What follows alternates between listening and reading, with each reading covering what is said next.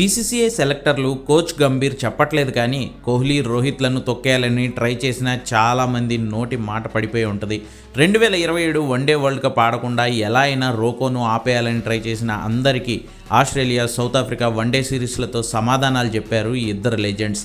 ఆస్ట్రేలియాతో జరిగిన 3 వన్డేల సిరీస్ను భారత్ 1-2 తేడాతో కోల్పోయిన ఆ సిరీస్లో ఓపెనర్ రోహిత్ శర్మ అద్భుతంగా రాణించాడు. మొదటి వన్డే వర్షం కారణంగా ఆడే ఛాన్స్ లేకపోయినా రెండో వన్డేలో హాఫ్ సెంచరీ కొట్టిన రోహిత్ ఇక మూడో వన్డేలో సెంచరీ బాదేసి మ్యాచ్ను గెలిపించాడు కూడా.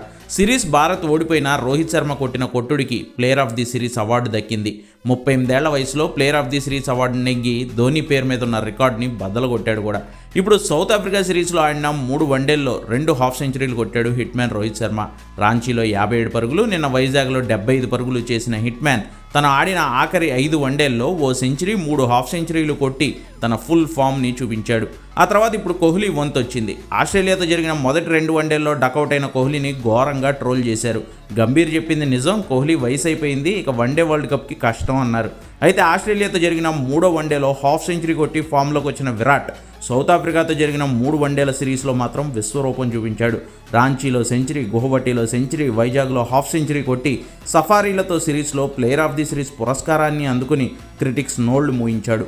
మధ్యలో బీసీసీఐ మీటింగ్ పెడుతోందని, ఈ ప్లేయర్లిద్దరితోనూ మాట్లాడుతోందని, 2027 వరల్డ్ కప్కి రోహిత్ కోహ్లీ డౌట్ అని ప్రచారాలు చేసిన, ప్లాన్ చేసిన వాళ్ళంతా ఇక సైలెంట్ అయిపోవాల్సిందే. కంగారీలపై రోహిత్ రఫ్ఫాడిస్తే సఫారీలను కోహ్లీ కమ్మేసి అందరి అనుమానాలను బ్యాట్తోనే పటాపంచలు వీరిద్దరూ చేశారు కాబట్టి.